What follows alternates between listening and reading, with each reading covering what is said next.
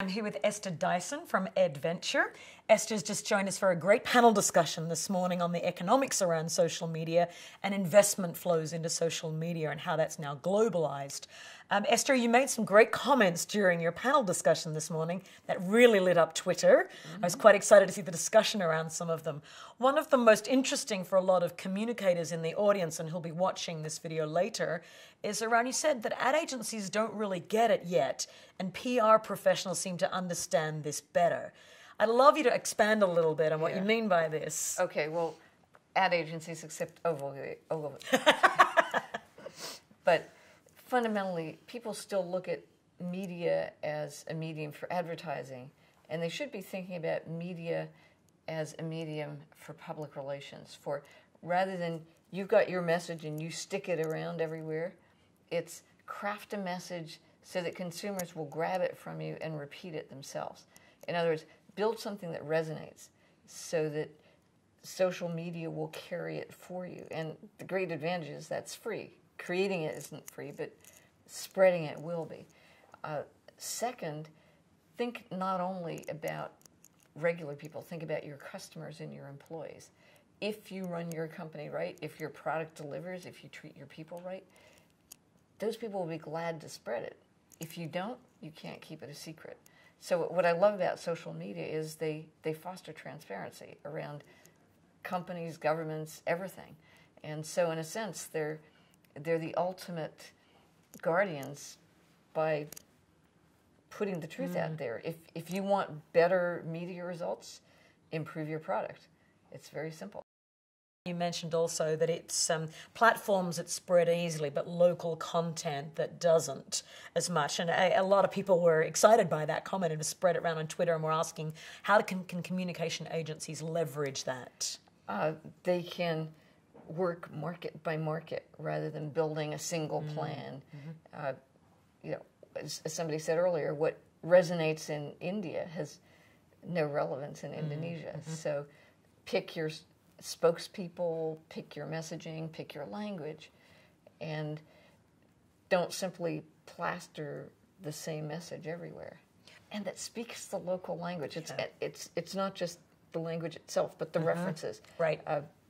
Things that are famous in Hong Kong, nobody's heard of in Singapore, and so forth. You mentioned also in your talk social shopping for brands, and I wondered if you'd seen also some examples of who's doing that well in Asia, in your view, understanding what social shopping really is, rather than simply posting about shopping activities. Yeah, well, I'll do what I said before and not pretend to be Asian, so I don't really know, but what Levi's does in the U.S., or 800 Flowers, where you can go online and find, for example, somebody else's wish list. You want to buy flowers for somebody, you can find out on 800 Flowers what kinds of flowers they like. Or at Levi's, you can find out what jeans your friends have bought. Lastly, Esther, you spoke, or the panel generally spoke about revenue streams from social media platforms, platforms that have more experimental revenue streams, platforms that are very dependent on advertising at this point versus shifting to gaming. What do you look for when you're investing in different ventures or assessing how good an investment a social media platform is going to be in terms of their revenue stream, and how do you think that will evolve in the next few years? Well, I think there are different revenue streams. Gaming is gaming. You're not going to find gaming on like a social network for professionals like LinkedIn. So you need to look at the platform in its own context. Is it a good implementation of a particular revenue model? Clearly, revenue models like gaming and virtual products are much more substantial and sustainable in Asia than they appear to be in the U.S.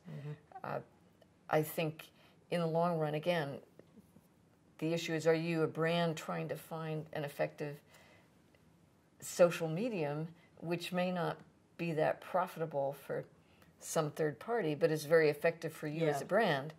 And that's what your agency should be telling you about, versus as an investor, I'm looking for all kinds of interesting new things.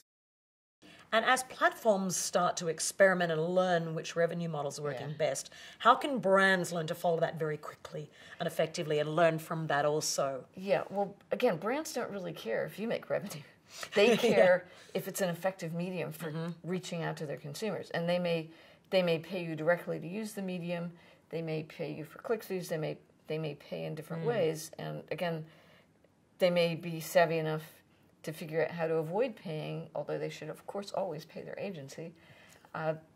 Because, again, if they can motivate an army of consumers or their own employees to reach out to more consumers, they may not be paying a whole lot other than to the creative people, and they may be paying properly to improve their products and services so that they get good reviews and so that consumers do love them. Yeah. So again, you go back to, if you actually deliver value, these days people will notice.